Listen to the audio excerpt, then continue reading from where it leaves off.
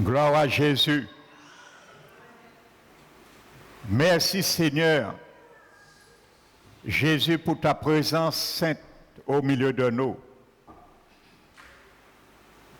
Nous voulons, Seigneur, vraiment t'honorer de tout notre cœur, car t'honorer, Seigneur, de tout notre cœur, c'est de te laisser parler à travers notre bouche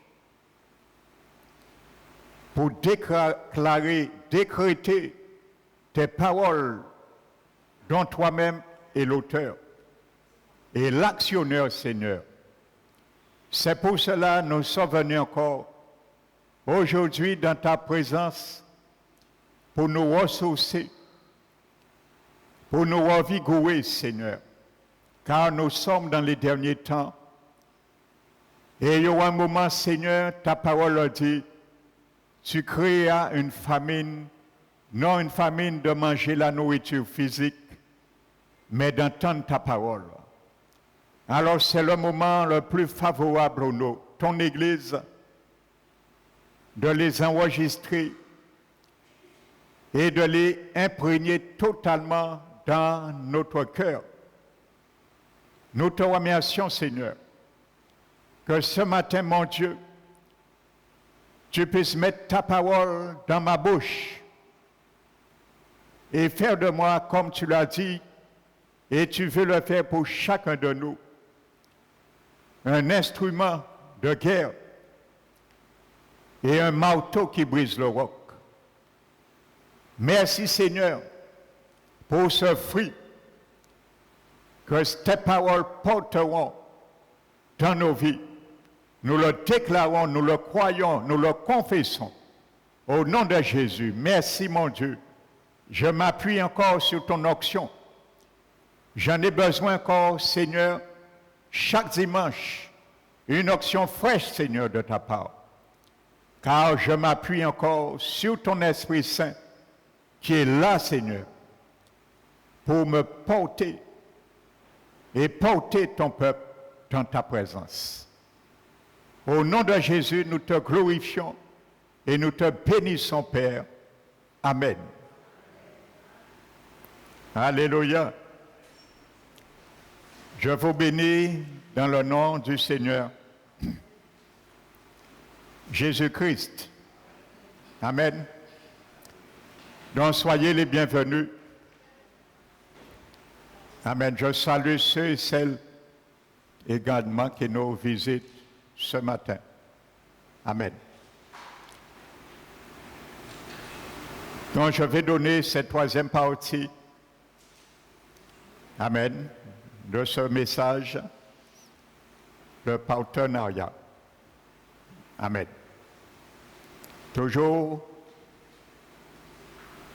dans la lignée, dans la continuité du combat dans la prière.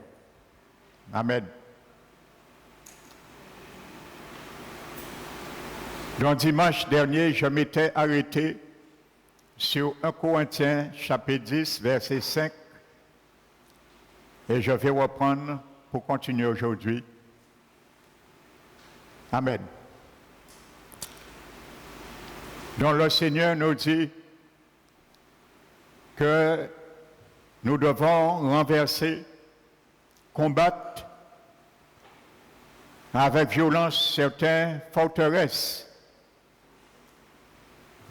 Et je le précise et je le rappelle, lorsque nous intercédons pour nos bien-aimés, pour le pays, pour la nation, c'est le travail, le mandat à l'Église du Seigneur, bien sûr. Nous devons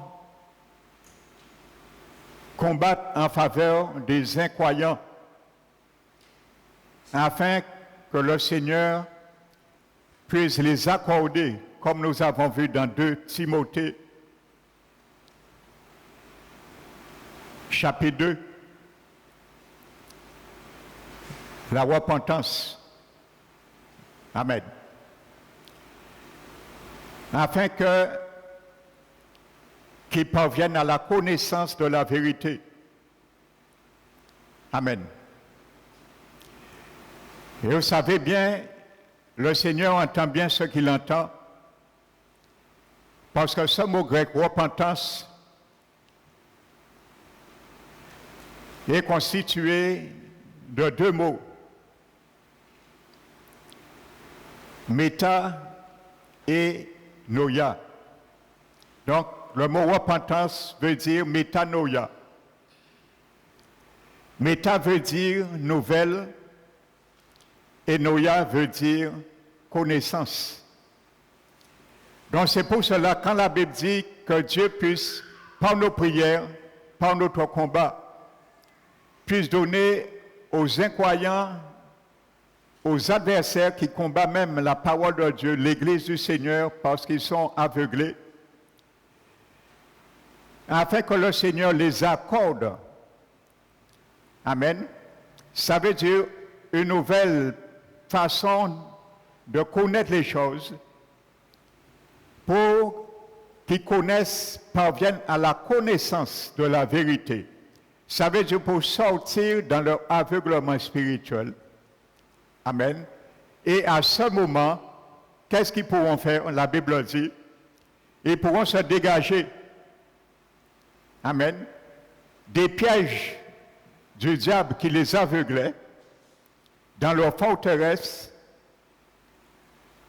et ainsi ils pourront sortir dans cette prison que l'ennemi, la Bible dit, s'est emparé de Dieu pour les soumettre leur volonté. Amen. Donc voyez, pour les soumettre à sa volonté. Notre objectif, c'est prier pour soumettre les incroyants à la volonté de Dieu. Car l'ennemi, le diable, les soumet à sa volonté. Et pour cela, il met des forteresses dans leur vie, dans leur intelligence. Et c'est nous que l'apôtre Paul dit que nous devons bombarder et renverser ces choses pour les délivrer. Donc n'oubliez pas, j'ai pris ce texte 2 Corinthiens 10, 5 pour bien montrer le champ de bataille où ça se trouve. Nous avons vu dans 2 Rois 13 à Apec. Apec, je vous dis, veut dire en hébreu force, forteresse. Donc c'est là nous devons démanteler jusqu'à extermination ces forteresses. Parce que Élisée avait dit Joas que c'est là tu auras la victoire, tu abattras tous les Syriens jusqu'à leur extermination. Alléluia. Donc c'est là aussi nous combattons dans les forteresses, autour des forteresses. Amen. Alléluia. Donc je m'étais arrêté 2 Corinthiens chapitre 4, chapitre 10. Donc je disais, juste un rappel pour introduire, que le mot forteresse, c'est un lieu, un endroit littéralement à partir duquel on peut tenir quelqu'un fermement. Amen. Et je vous expliquais que vous allez voir les trois composantes que je viens tout à l'heure dessus. C'est ces trois composantes, il y en a d'autres, mais Paul a cité, qui tenaient particulièrement captifs les incroyants, les empêchant d'accepter le Seigneur. Et ça peut être aussi des forteresses qui tiennent nos bien-aimés, dans laquelle nous intercédons pour eux, pour nos collègues de travail, pour la nation. Amen. Pour les dirigeants du pays, ainsi de suite. Et ça veut dire prison fort, château.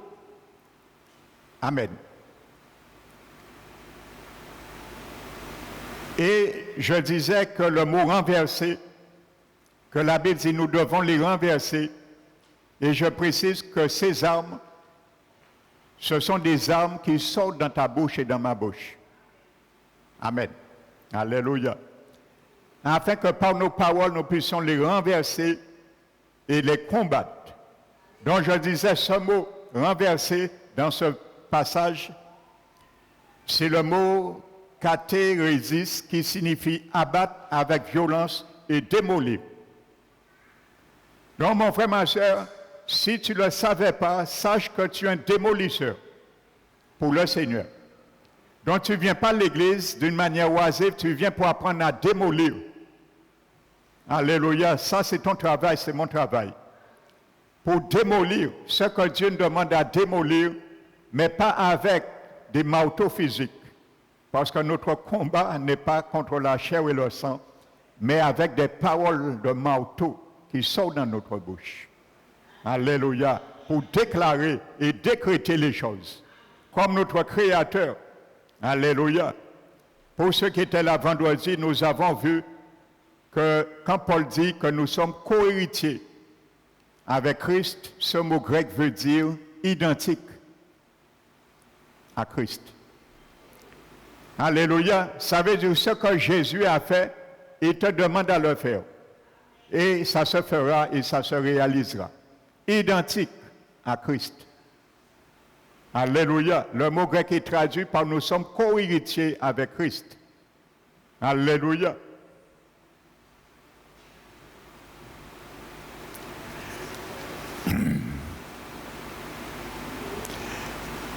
Donc, frères et sœurs, maintenant, je vais énumérer la première composante de ces trois forteresses que Paul nous parle dans 2 Corinthiens 10. Amen. Donc, la première composante aux forteresses, aux prisons,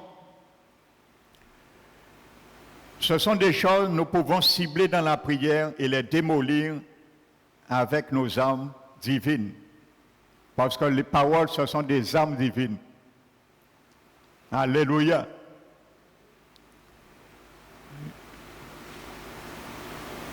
J'ai fait un exposé vendredi sur Ésaïe 55, je ne vais pas revenir.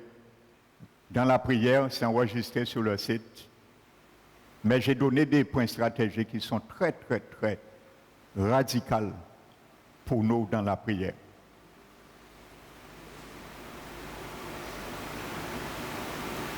Et j'expliquais que quand la Bible parle,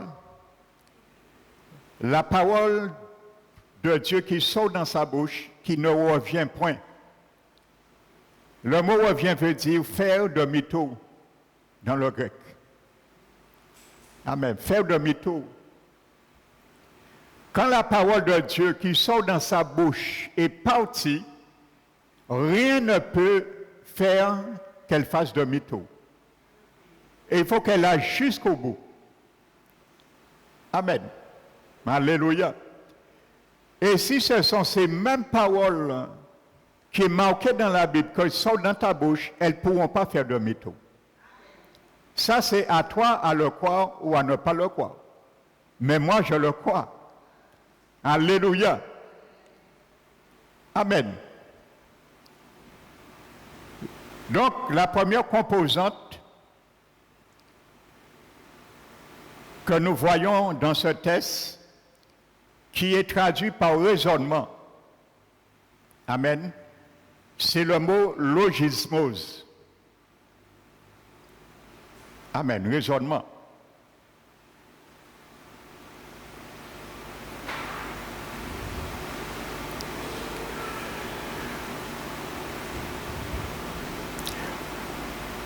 Vous savez, frères et sœurs, je viens sur 2 domaines de forteresse. Les forteresses déjà qui ne nous appartiennent pas, mais des forteresses qui nous appartiennent. Donc nous avons au niveau forteresse de l'eau à gérer et à combattre. Amen. Vous savez, il y a non seulement ces forteresses que nous allons voir, mais il y a aussi celles que nous appréhendons pas et qui met certaines personnes dans des berceaux, que ce soit les politiciens, que ce soit les élus, que ce soit toute classe du gouvernement, que ce soit les membres de notre famille, c'est la même réalité. Et nous devons aller là aussi pour eux. Amen. Parce que nous, il y a des choses, d'ailleurs, nous allons voir lorsque nous décrétons de la part de Dieu, c'est Dieu qui nous donne à déclarer, mais c'est lui qui fait derrière nous. Comme nous l'avons vu, nous sommes partenaires avec Dieu.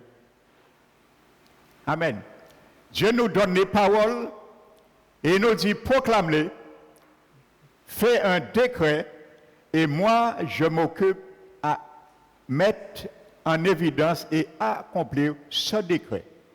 C'est ça qui se passe quand tu pries, quand je prie, avec le Saint-Esprit qui est partenaire avec nous dans nos prières, dans nos combats.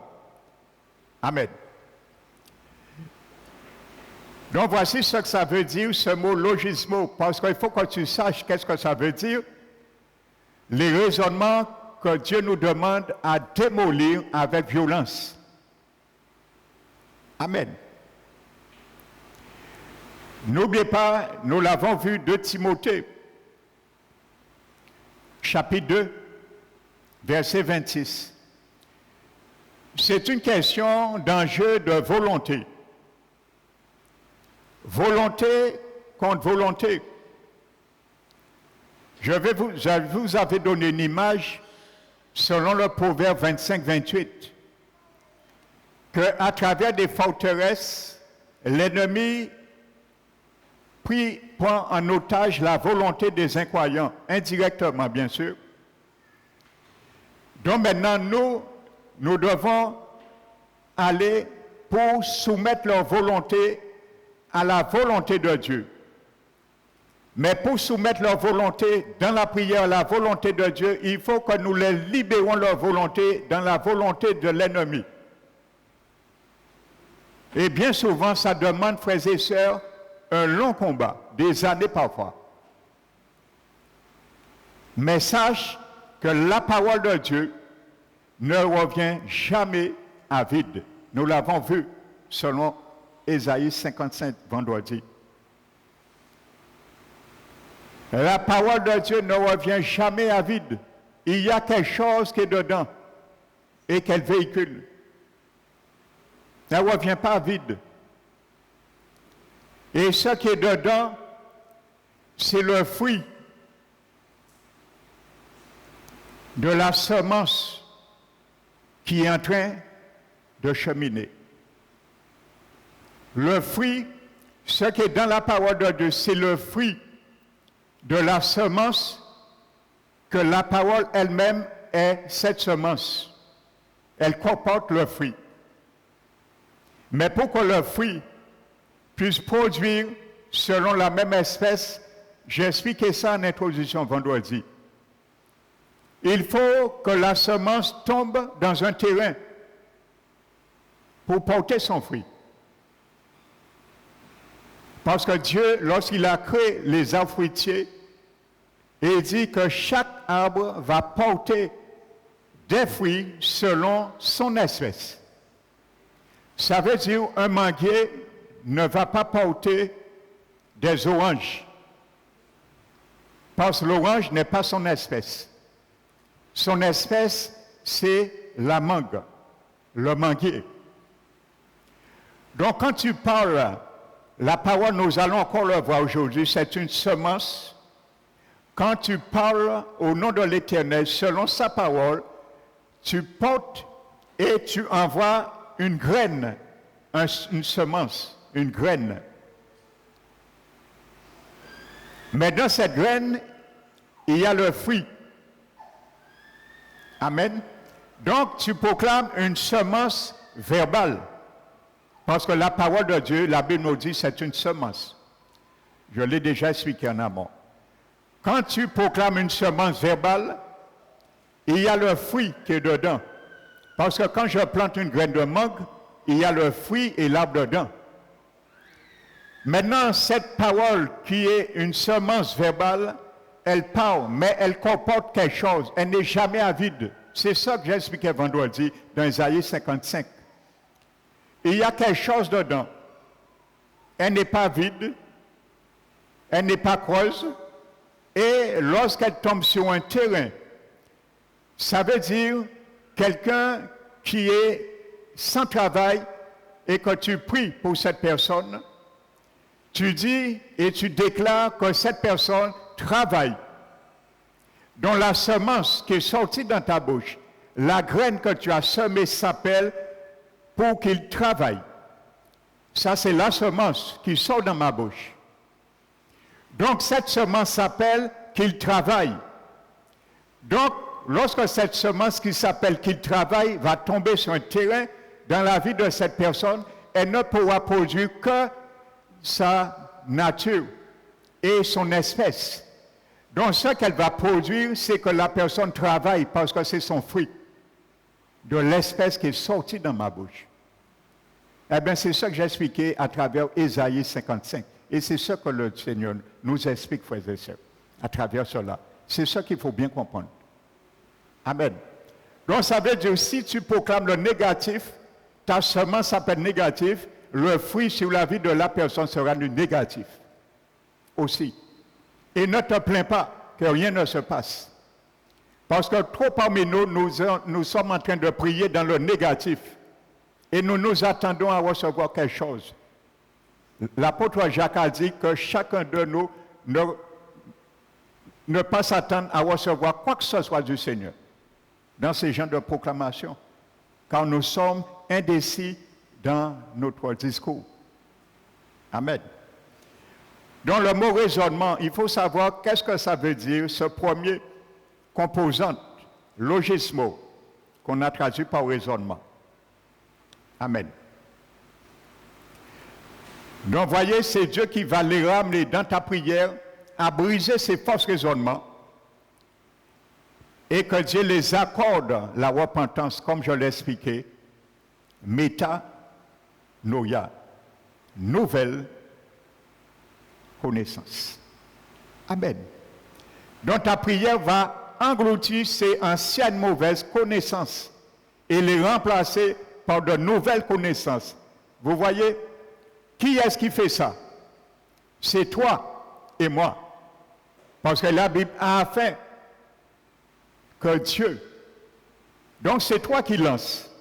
Mais c'est Dieu qui s'engage à les donner ces nouvelles connaissances. Amen. Les choses sont claires. C'est vraiment du partenariat. Alléluia. Donc ça veut dire, ce mot logisme n'évoque pas seulement les pensées dispersées d'un individu. Ça veut dire toutes sortes de pensées, parce que nous sommes faits pour penser. Amen. Pour réfléchir. Donc ce n'est pas ce que ce mot veut dire seulement, mais ça veut dire aussi les calculs bien réfléchis en fonction de sa sagesse et de sa logique.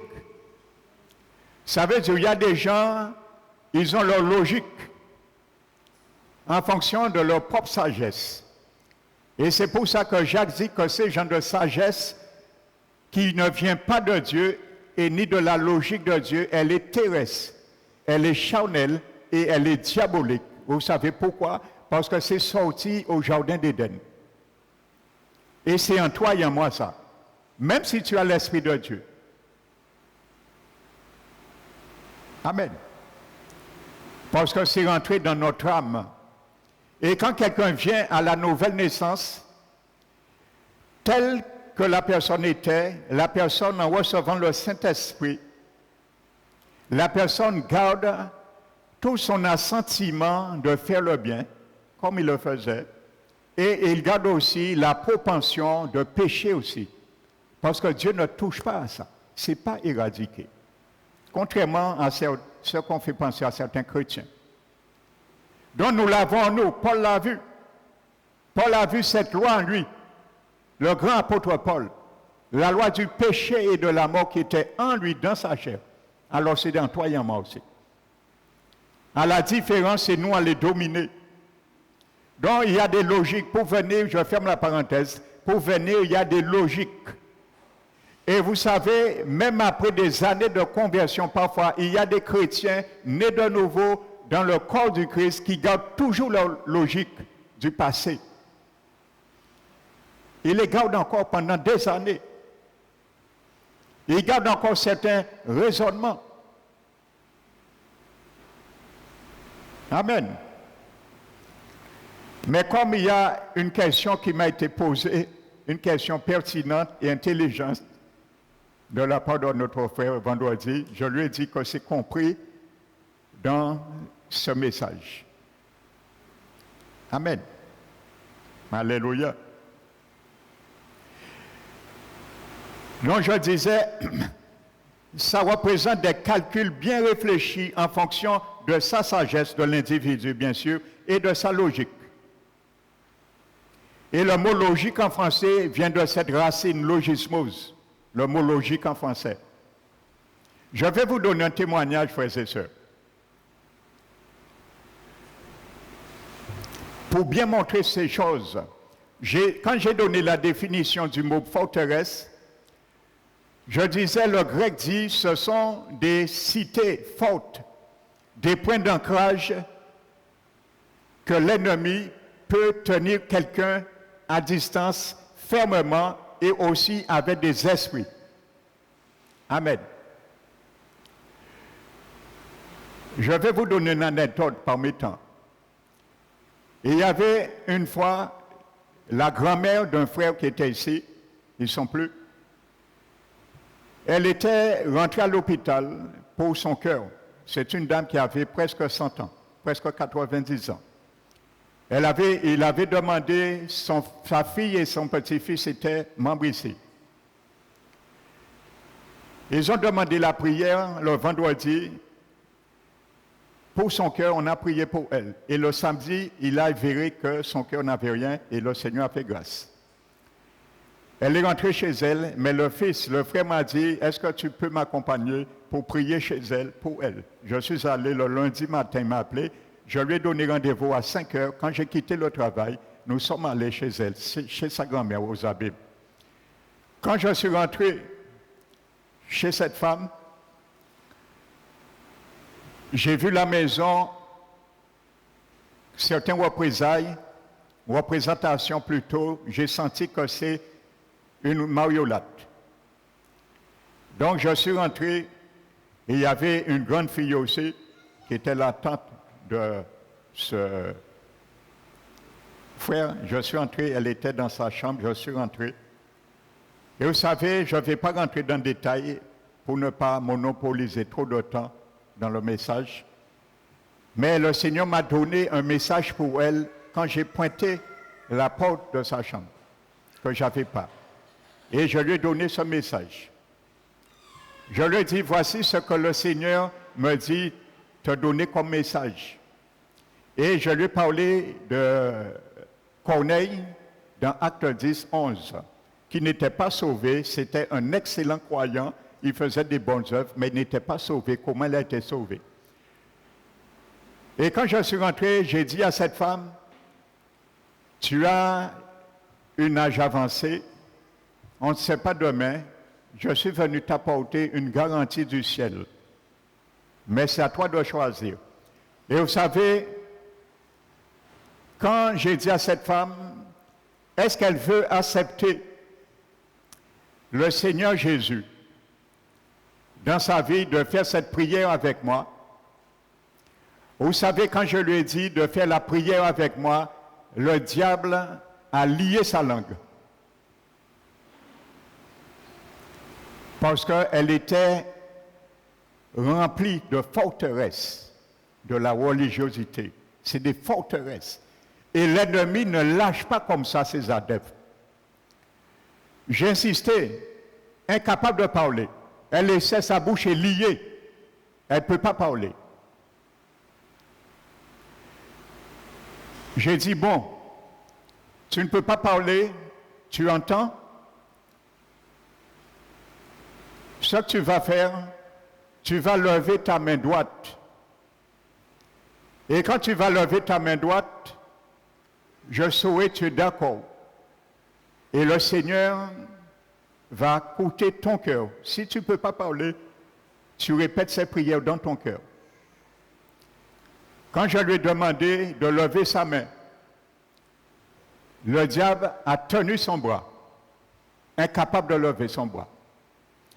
Ennemi, ce n'est pas quelqu'un qui ne parlait pas et qui est paralysé. Eh bien, imaginez-vous, je serais un pasteur qui n'a pas de discernement. J'aurais dit, bon, elle ne veut pas, je la laisse et je pars. Vous savez, vous savez ce que j'ai fait? J'ai vu tout de suite, ce sont des forteresses. J'ai pris autorité et j'ai déclaré au nom de Jésus. J'ai dit au nom de Jésus, Satan, tu ne peux permettre, empêcher une créature de l'Éternel à accepter Jésus comme son Sauveur et son Seigneur. Au nom de Jésus, tu lâches cette femme. Vous savez, lorsque j'ai dit ça, la femme a crié oui, et elle a levé sa main aussi. Elle a dit oui, elle veut le Seigneur. Sa bouche s'est déliée, son bras s'est levé aussi. Et elle a accepté le Seigneur. Et elle est morte 10 jours après. Elle est partie dans le Seigneur. Alléluia. C'est comme ça, par les forteresses, comme décrit le mot grec, l'ennemi peut tenir des gens captifs jusqu'au dernier moment. Amen. Je peux vous donner un deuxième exemple qui me vient, je n'avais pas prévu de cela.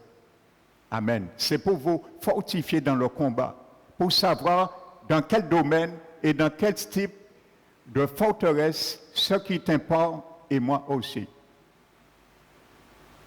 C'est le frère Richard qui m'avait demandé de venir visiter une voisine à lui. C'est en face de chez lui. Il est témoin. Je suis allé, le jour où je suis venu, la dame avait de l'eau dans son cœur. Et ses jours étaient comptés. Quand je suis venu, elle avait un certain âge aussi. Elle était couchée, sa grande fille était là. Sa fille nous visitait le vendredi pour la prière. Et quand je suis arrivé, je suis entré dans cette chambre. C'était une maison en bois et dure. Et il y avait à l'entrée dans sa chambre, tout le mur était tapissé avec des photos qui datent des années. Font sentir. Il y avait les photos des papes.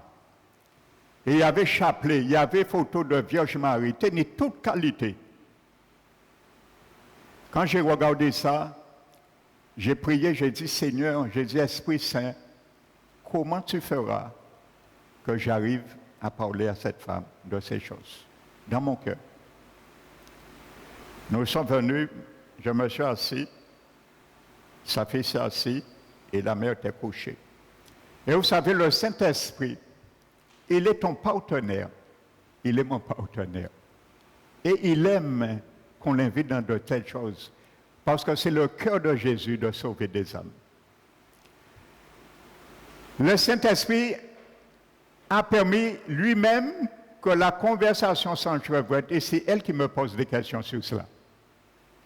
J'ai dit dans mon cœur, gloire au Seigneur. Et je lui explique progressivement les choses, l'idolâtrie, des choses comme ça. Je lui ai expliqué ces choses.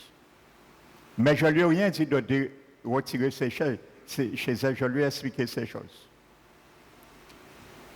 Et ensuite, je lui ai dit, maintenant, je vais prier pour elle, parce que c'était l'objet de ma présence. Et quand j'ai commencé à prier pour la dame, j'ai vu un esprit, je l'ai vu, qui est sorti dans sa jambe et qui est monté dans son corps. Mais pour ne pas l'effrayer, j'ai usé de circonspection. Et je parlais à l'esprit. Je lui dis, tu sortiras et je te mets dehors maintenant, tu quittes la santé et ainsi de suite de cette femme. Quand j'ai terminé de prier, les yeux de la femme étaient fermés. Elle était comme ça. Alors la fille dit, maman, maman, elle n'entend pas. Le pasteur a fini de prier pour toi. Elle ne réagit pas. Elle dit, maman, levez-vous. Ou quoi dormir, levez-vous. Pasteur a fini de prier. À ce moment,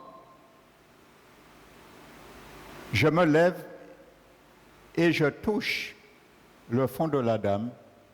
Vous savez, son âme était partie en elle. Elle était glacée, je vous dis glacée. C'est comme si ma main rentrait dans un congélateur à moins 40 degrés. Quand j'ai touché son fond, j'ai senti comment le visage de la femme était glacé. J'ai senti son âme avait quitté son corps. J'ai ordonné au nom de Jésus que son âme retourne en elle. Et elle a ouvert les yeux.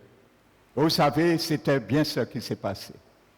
Lorsqu'elle a ouvert les yeux, elle a regardé, elle a dit, « Oh, moi, il est là. » Alors sa fille lui dit, « Mais en chambre, maman, nous pas déranger, c'est là nous outillés, c'est là parce qu'elle a parlé bas. » Il dit, « Non, non, non. » Elle est en train de dire, « Non, non, à pas l'enterrer.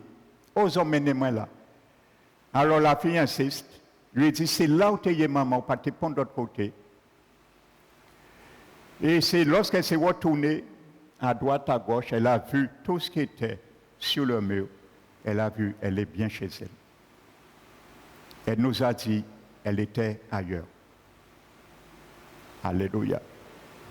Et par le sang, elle a accepté le Seigneur. Vous voyez, le Saint-Esprit a orchestré les choses. Elle a accepté Jésus. Et vous savez ce qu'elle a dit à sa fille, avant que je parte?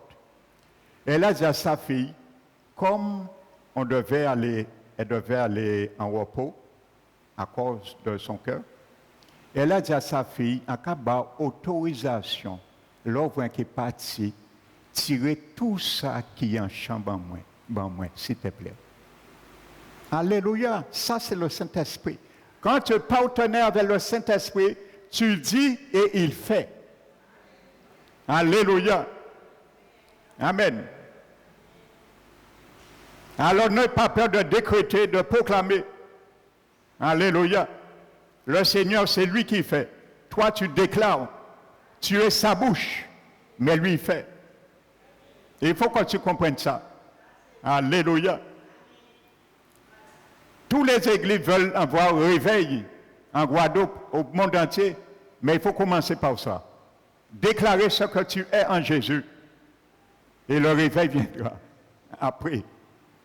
Je continue sur le mot logismos. Amen. Donc il inclut toutes les fonctions de la sagesse. Inclut la somme totale de la sagesse et d'informations également accumulées au fil du temps. Je le répète, ce mot aussi veut dire c'est la somme totale de la sagesse et des informations accumulées au fil du temps. Vous voyez?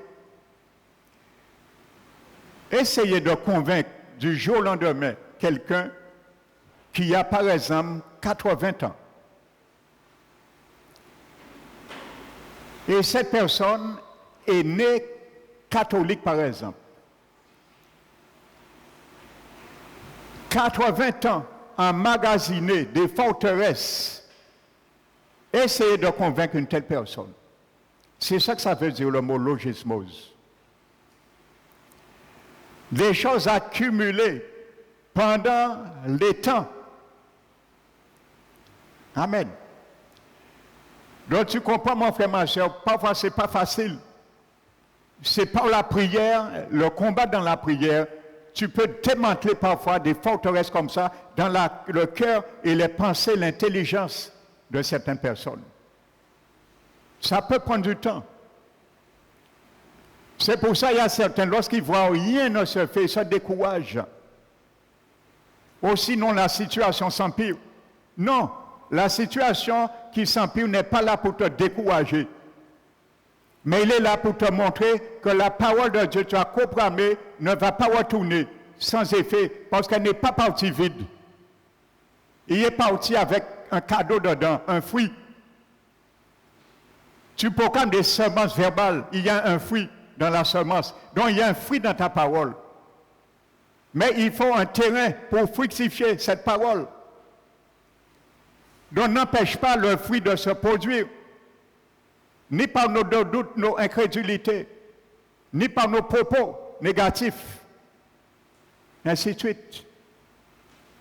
Si tu veux être un bon soldat, combattant du Seigneur pour renverser les forteresses, un bon démolisseur, voici la conduite à avoir dans nos prières. La conduite, la force de notre caractère pour le Seigneur, selon sa parole. Amen. Il inclut tout ce que nous croyons et qui constitue la pensée d'une personne. Amen. Voici ce que ça veut dire ce mot. Logismo qui est traduit par raisonnement. Alors quand tu vois, tu parles à l'évangile d'un membre de ta famille, quelqu'un, il est lent à comprendre, il faut que tu saches pourquoi il est lent à comprendre. Parce que je te donne la définition du mot logismos que Paul te demande à démolir. Amen. À démolir. Il y a des murs, tu vas démolir avec 2-3 coups de masse. Mais il y a des murs, tu ne peux pas démolir avec 2-3 coups de masse. Il faut aller au-delà. Donc chaque prière, chaque intercession, c'est un coup de masse que tu donnes. Mais donne autant de coups de marteau qu'il faut. Parce que Dieu veut faire de ta bouche, de ma bouche, un marteau qui brise le roc. Pas un marteau qui fait rien, un marteau qui brise le roc. Dieu veut faire de ta bouche, ma bouche, un instrument de guerre. Pas pour perdre, mais pour gagner. Pas trois batailles seulement à APEC, mais à extermination totale des ennemis. Amen. Alléluia. Le mot logismos inclut les philosophies, parce que c'est ça qui existait. Ce n'est pas pour rien que Paul vient, il dit aux chrétiens, vous savez, c'est comme s'il disait à l'église, faisons-moi mon coup de main.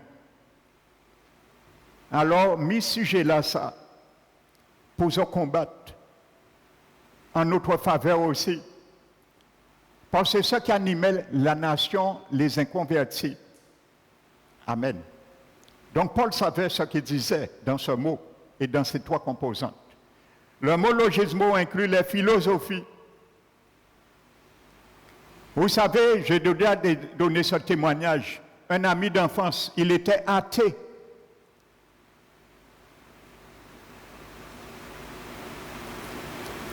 Donc pour lui, c'était Einstein, les savants, ainsi de suite. C'était sa philosophie, sa croyance. Il ne croyait pas en Dieu. Il était athée. Mais il fallait que Dieu sauve sa mère. Lorsqu'il a vu le témoignage de ce que Dieu a fait avec moi pour sa mère, il s'est converti. C'est lui-même qui est venu me dire, qu'est-ce que je dois faire pour être sauvé? Frères et sœurs, des philosophies. Amen. Parfois, il ne faut pas commenter avec certaines philosophies. Il faut commenter avec certaines philosophies dans la prière. Il y a des forteresses, il faut les renverser par d'autres forteresses. Il y a des décrets, il faut les remplacer par des décrets supérieurs. Et c'est là que je vais venir avec toi, mon frère, ma soeur. Parce que Dieu te demande à décréter des décrets Parce qu'il y a des décrets qui sont établis et décrétés sur ceux et celles que tu pries pour eux. Alléluia. Il faut changer les décrets. Amen. Mais ce n'est pas facile parfois. Alléluia. Oh, regardez Jérémie 48. La Bible parle d'un homme. Il était captif. Il s'appelle Moab.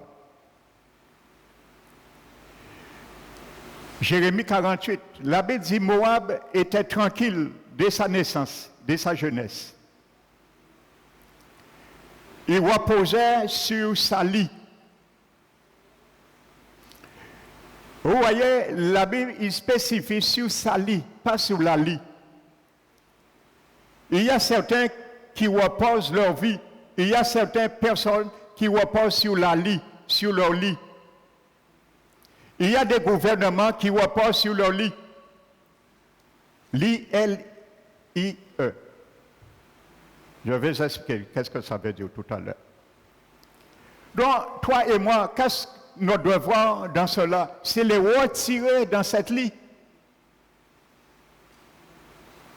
La Bible dit, pourquoi il reposait sur cette lit, sa lit? Alléluia. Parce qu'il n'était pas vidé d'un vase dans un autre vase. Donc c'est normal, tu reposes toujours et tu demeures dans toujours le même vase. Et la Bible dit, il n'allait pas en captivité. Donc il était là, il était à l'aise, tranquille dans cela, ça leur complaisait cette vie, il ne voulait pas changer. Vous savez, la meilleure façon pour que quelqu'un puisse peser, évaluer le prix d'une délivrance, c'est quand cette personne est allée en captivité et elle est sortie. Il peut mesurer le prix, la valeur d'une délivrance et d'une liberté. Il y a les nations, il y a des membres de notre famille, attendent sur toi et moi, pour goûter, évaluer cette liberté, le prix de cela. Et la Bible nous dit, de ce fait, son goût lui est resté et son odeur n'a pas changé. Si tu ne pries pas pour les membres de ta famille qui ne sont pas sauvés, si je ne prie pas pour les membres de ma famille qui ne sont pas sauvés, pour mes collègues, pour la nation, leur goût va rester pareil. Leur odeur ne va pas changer. Tu comprends, mon frère, ma soeur, tu es là pour changer la nation. L'Église est là pour changer la nation. L'Église est là pour changer les situations. Amen. Mais la Bible dit, voici le jour vient, dit l'Éternel. Il y a toujours un jour vient que dit l'Éternel. C'est notre assurance. Alléluia. Quand l'ennemi essaie de te bombarder par des mauvaises philosophies, mauvaises pensées, tu lui dis, il y a un jour selon que dit l'Éternel. Il y a un jour qui vient selon l'Éternel. Et voici ce jour, voici cette parole. Et il dit, je vais envoyer des gens. Tuer ces gens. Je suis ces gens. L'Éternel dit, voici le jour, vient, dit l'Éternel, où je vais envoyer des gens. Dans quel but, dans quelle mission? Pour qu'ils puissent les transvaser. Ta prière est là pour transvaser les situations dont vivent nos parents, nos bien-aimés. Nos prières sont là pour transvaser ce que vivent les nations, les politiciens, parce qu'ils sont bien souvent aussi dans leur lit. Et ils sont esclaves de leur lit. Et il dit, ces gens-là vont vider ces vases. Alléluia. Si tu ne fais rien, les vases ne vont pas être vidés. Ésaïe 48 ne dit pas, c'est l'Éternel qui va vider le vase. Qui va le vider? C'est marqué dans ta Bible. Les gens que je vais choisir pour les vider, pas moi. Mais quand tu vas pour les vider, comme tu es partenaire avec le Saint-Esprit le fera. Mais il faut que toi tu ailles. Alléluia. Il faut que tu ailles vers ces vases et l'Esprit Saint va les vider. Et il dit, il va faire sauter l'autre. Sauter l'autre.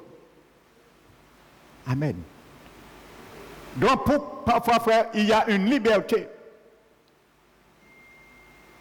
Pour Moab, il fallait qu'il y ait des gens qui interviennent en sa faveur.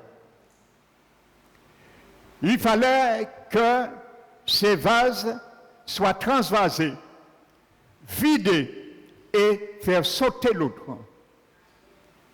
Alors, mon frère, ma soeur, ce matin, le Saint-Esprit de Dieu te dit, si tu as déjà commencé à prier, tu connais de quoi sont faits des vases dans certains membres de ta famille, dans certaines situations de la nation. Si tu as déjà commencé à transvaser, il te dit, tu as encore du travail. Continue à intercéder. Parce que tu vas vider aussi les vases. Et tu dois aussi les péter, les autres. Alléluia. Et le diable ne veut pas nous péter, bocal là. Mais il faut bocal la péter. Au nom de Jésus. Alléluia. Vous savez qu'est-ce que la lit dont parle Jérémie et la Bible? C'est lorsqu'on purifiait le vin à l'époque, et il n'y avait pas de processus technique comme on connaît aujourd'hui. Donc, on purifiait le vin comment? On prenait un vase. Ça s'appelait des vases de purification, mais il n'y avait rien de mystérieux. On mettait du vin et on le fermait et on laissait le vin décanter pendant une semaine. La décantation, c'était les dépôts. Et ce qui retombait dans le fond du vase s'appelait la lie. C'était les dépôts du vase, du vin. La deuxième semaine, on prenait ce vase et on le vidait dans un deuxième vase. Et ainsi de suite, jusqu'à ce que le vin soit purifié. C'est comme ça. C'est pour ça, Dieu prend cette image pour Moab. Donc la lie représente pour nous spirituellement des dépôts qui est laissé dans la vie de certaines personnes à cause de certains péchés. La lie représente pour la nation, notre pays parfois, des dépôts, conséquence de certains péchés aussi de la nation. Et c'est notre but de combattre cela aussi, frères et sœurs. Parce qu'il y a des nations, ils sont sujets au royaume de l'ennemi. Il y a des décrets parfois qui ont été proclamés. Il y a des alliances, des décrets qui ont été signés parfois dans certains pays avec le royaume des ténèbres, si vous ne le savez pas. Et il faut que l'Église soit éveillée sur cela aussi. Amen. C'était comme une malédiction qui était sur Moab. Il n'a pas cherché, il n'a pas voulu. Mais c'est venu sur lui. Comment? Si vous lisez l'histoire, c'est dans Genèse 19, je crois. Lorsque Dieu avait détruit les villes des plaines de Sodome et Gomorrhe, la Bible dit que l'eau, par crainte, il craignait, il était sur la plaine de Stoa, Et il est allé avec ses 2 filles et ils ont vécu dans une caverne. Mais lorsqu'ils sont arrivés, la fille aînée a dit à la cadette, nous sommes venus dans ce territoire, notre père en l'eau est âgé. Et il n'y a pas d'homme dans cette région pour venir vers nous et nous donner une postérité. Alors nous allons faire quelque chose, nous allons enivrer notre père, l'eau, et nous allons coucher avec lui. Et ce qui a été fait, la fille aînée a eu un rapport avec son père, l'eau, et il a donné un fils qui s'appelle Moab. Et il porte son nom. Et c'est pour cela qu'il a été le père des Moabites, de la sodomie. C'est un héritage qu'il a reçu mais qu'il n'a pas cherché. Il y a des nations, des peuples qui ont reçu des héritages mais qui n'ont pas cherché. Donc c'est nous à démanteler ce décret, frères et sœurs. Aussi, quand il le faut. Et la cadette a fait de même et elle a eu avec son père Lot un fils aussi qui s'appelle Aben Amni, qui a été le père des Ammonites.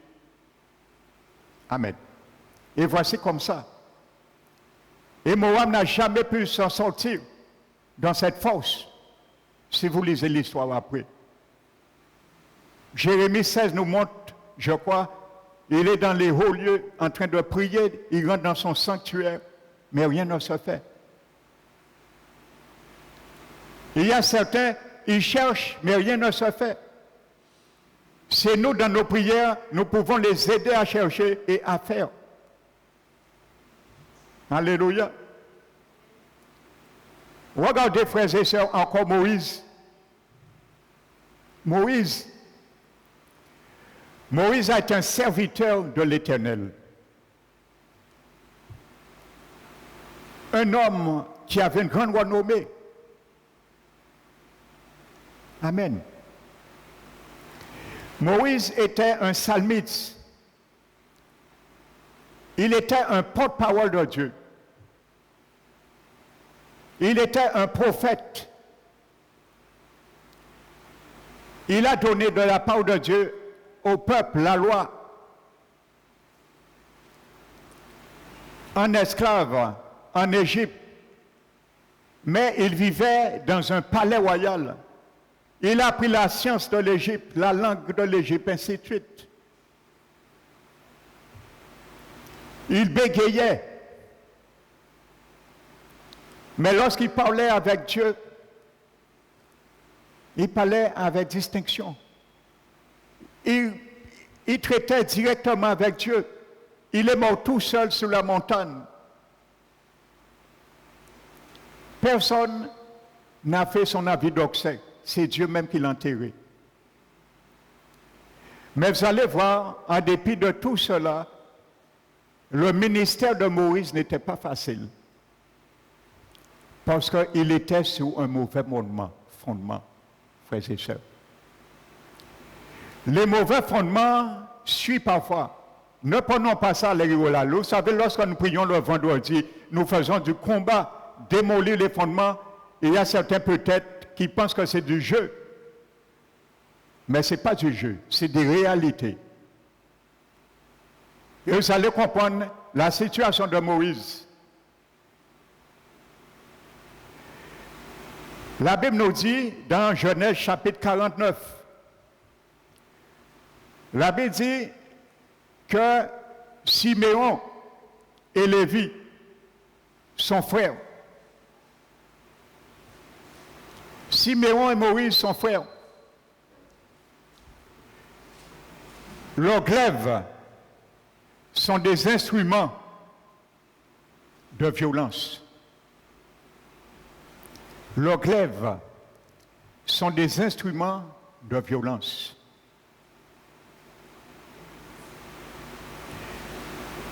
Alors l'Éternel dit que mon âme ne rentre point avec leur conciliabule. Et que mon esprit ne s'unisse point avec leur assemblée, car dans leur colère, Siméon et Lévi, ils ont tué des hommes. Dans leur méchanceté, ils ont coupé les jarrets des taureaux.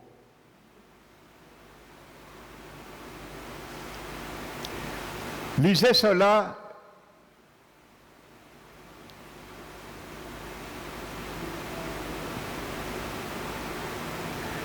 Je crois que c'est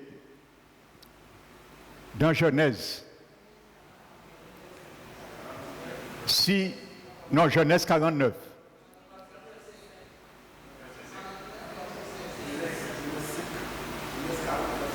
Oui, mais je parlais, il y a un récit dans Genèse, il parle de Siméon et Lévi. Comment ils ont tranché par l'épée, frères et sœurs. C'étaient les frères de Dina. Amen.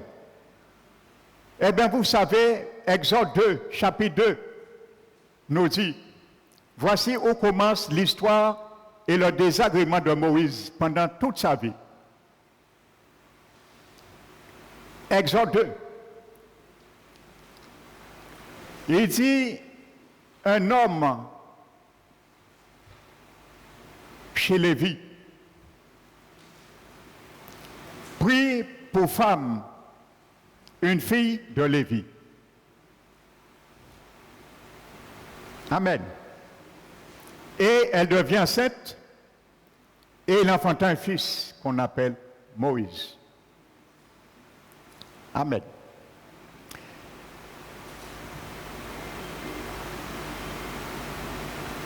La Bible nous dit ailleurs que cet homme s'appelle Amram. Et sa femme, la mère de Moïse, Jochebed. Amen. Donc vous voyez, Moïse est né avec l'héritage de ses ancêtres, Lévi. C'est un homme de Lévi qui a conçu Moïse. Donc Moïse est né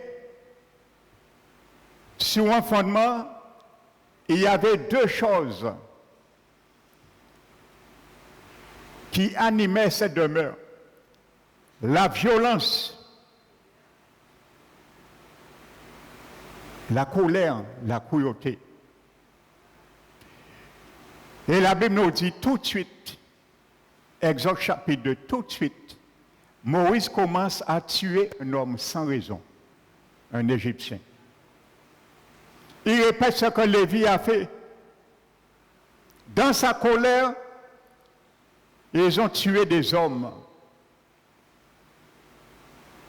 Dans sa méchanceté, il a coupé les jarrets des taureaux. Moïse commence à répéter ce que Lévi, son ancêtre, d'où est sorti son père Amram et sa mère Jochebed. Parce qu'un homme de Lévi prit pour femme une fille de Lévi.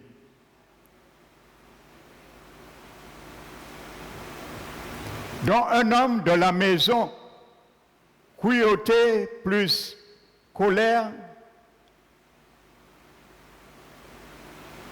cruauté et colère plus cruauté plus colère égale cruauté plus colère. Donc la Bible dit qu'il voit un Égyptien qui frappe un Hébreu. On ne sait pas, peut-être il bat un coup, peut-être Hébreu l'a insulté, parce qu'il a reçu un ordre de Pharaon. Moïse, il a enterré en bas là.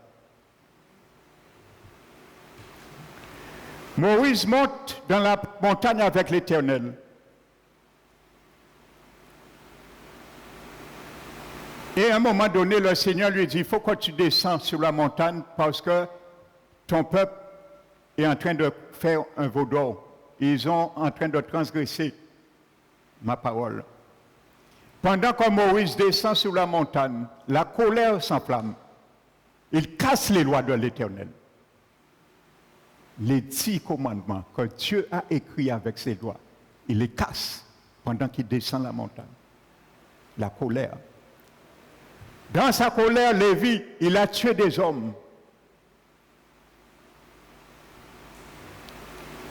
Dans sa méchanceté, il a coupé les jarrets des taureaux. C'est ça que Moïse répète. Quand Moïse descend maintenant au pied de la montagne, il se rend compte qu'il y a un veau d'or. Sa colère encore s'anime davantage. Il brise le veau d'or. Il est réduit en cendres et il prend de l'eau. Il mélange la cendre et il a fait le peuple à boire. Frères et sœurs, colère incontrôlée. Il prit la cendre du veau d'or. Il réduit en miettes en cendre. Il mélangeait avec d'eau. Il fait en bitin. On scie au bol et fait au bois.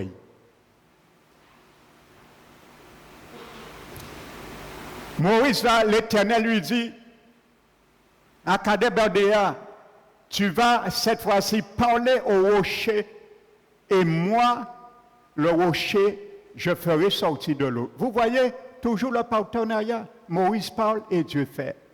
Tu parles et Dieu fait. Alléluia. Il est venu dans sa colère. Il a frappé le rocher 2 fois. Dieu lui avait dit de parler. Il frappait 2 fois. Et il n'est pas rentré à cause de cela à la terre promise. Voici où a commencé les sérieux problèmes de Moïse, le fondement.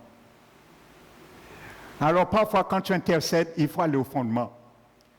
Il faut aller chercher et demander révélation pour savoir dans quel lit, dépôt intergénérationnel parfois, la nation, les membres de notre famille sont déposés parce que c'est nous qui devons vider le vase. Nous devons transverser, faire sortir Moab.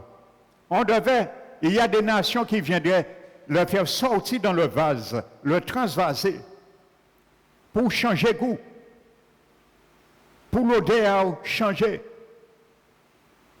Alléluia. Il faut combattre pour que le goût de nos bien-aimés puisse changer, pour l'odeur puisse s'en aller. Il faut vider. Mais ça se fait avec la prière, le combat dans la prière. Alléluia, frères et sœurs.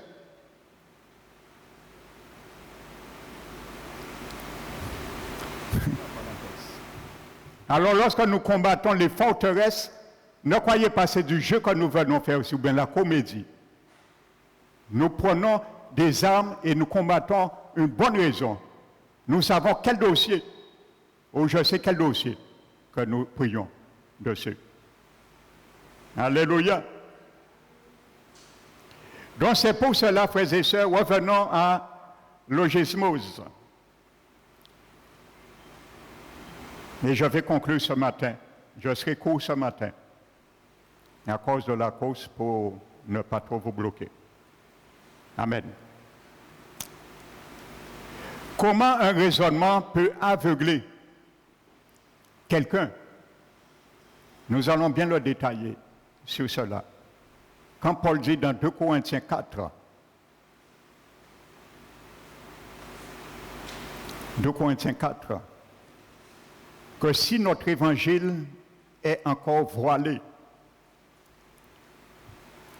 vous voyez bien, il est voilé pour qui?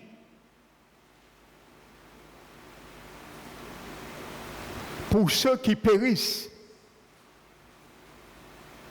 Donc si nous faisons rien pour déchirer ce voile, ils vont périr dans leur ignorance, ils vont périr dans leur philosophie, ils vont périr dans leur théologie.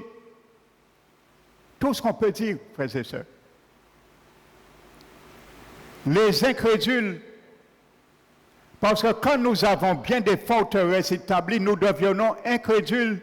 Nous ne croyons pas, parce que nous avons déjà été formatés avec certaines théologies. Nous ne voulons pas les lâcher. Et lorsqu'on nous présente l'évangile, on va nous dire oui, mais, oui. Oui, mais. Dans le Dieu de ce siècle, Satan a aveuglé l'intelligence. Frères et sœurs, il faut que tu saches avec qui est ton adversaire, ton ennemi dans ce combat. Amen. La Bible dit bien, il précise la stratégie de l'ennemi. Il aveugle l'intelligence. C'est là le champ d'attaque, je vous dis, se passe. L'intelligence de l'homme. Amen. Parce que quand il aveugle ton intelligence, tu ne peux pas prendre une bonne décision avec ta volonté. Il n'aveugle pas ta volonté. Parce qu'il ne peut pas le faire. Mais il peut aveugler ton intelligence.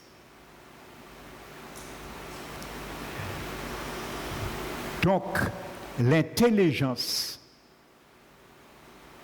parce que c'est là qu'il te fait raisonner, philosophier. Et c'est là aussi que Dieu peut changer et te donner une nouvelle façon de connaître la vérité avec ton intelligence. Donc, voyez, c'est là le combat se passe, le champ d'attaque, le champ d'action. Amen. Pour qu'il ne puisse point voir briller l'évangile de gloire, la splendeur de la gloire de Jésus qui est l'image de Dieu. Mais la Bible dit, quand le cœur se tourne vers le Seigneur, le voile est ôté. Donc tu peux ôter le voile par tes prières. Je peux ôter le voile et faire le cœur se tourner vers le Seigneur. Alléluia. Vous voyez, il y a du combat, hein? Il y a du travail plutôt. Hein? Amen. Donc, aime la prière. Hein? Si tu n'as jamais aimé la prière, commence à aimer la prière. Parce que tu ne sais pas ce que tu perds. Donc, je disais, comment un raisonnement peut aveugler un individu humain. Ça veut dire que les gens entendent l'évangile avant qu'ils aient même le temps de penser ou de raisonner. Vous savez, toutes les philosophies, toutes les croyances, toutes les hypothèses, les spéculations sont stockées dans une banque de données, si je peux appeler, qui est le subconscient de l'homme ou sa mémoire. Tout est stocké là. Il y a des choses bien fortifiées, des forteresses, et là c'est stocké. Et quand quelqu'un vient entendre l'évangile, ils entendent, mais il y a un message qui est filtré par le subconscient ou par la mémoire, où sont stockées toutes sortes d'informations par la mémoire et de raisonnement. Ça veut dire que les croyants entendent pas seulement le message qui leur est apporté, mais aussi ceux qui ont déjà accumulé, qui constituent leur croyance. Ils entendent deux choses. Ils entendent l'évangile, mais ils entendent ce qui est déjà stocké aussi. Parce que c'est stocké, ils l'entendent aussi. Par exemple, vous dites quelqu'un, il faut te faire baptiser. Mais ce qui est stocké déjà, comme forteresse dans leur subconscient, dans leur intellect, dans leur mémoire, c'est tu es baptisé déjà et Dieu considère ton baptême. Donc quand tu entends ça, tu entends, il faut bien te faire baptiser, mais l'ennemi te fait entendre, raisonner en même temps que tu es déjà baptisé parce que c'est stocké là. Donc pour que tu acceptes clairement cette parole de l'Évangile, il faut que tu démanteles cette forteresse et l'enlever et admettre qu'elle est fausse. Donc c'est ça que ce mot logisme veut dire, en quelque sorte, frères et sœurs. Alléluia. Et parfois, nous pouvons démonter ça par la prière. La persévérance dans la prière, et ainsi de suite. Amen. Alléluia. C'est déjà accumulé. Et il y a un voile qui est là. Ce n'est pas un voile littéral, physique, mais un voile spirituel. Amen. Je vais vous le montrer dimanche prochain. Que le nom du Seigneur soit béni, exalté et glorifié. Reste un bon combattant. Alléluia. Reste un bon démolisseur. Par la grâce qui nous a été faite. Alléluia. Tu es co-héritier avec Christ. Alléluia. Jésus nous donne le pouvoir de tout ce qu'il est pour l'accomplir aussi. Donc, crois-le ce matin et que le nom du Seigneur soit béni. Nous allons nous mettre debout. Remercier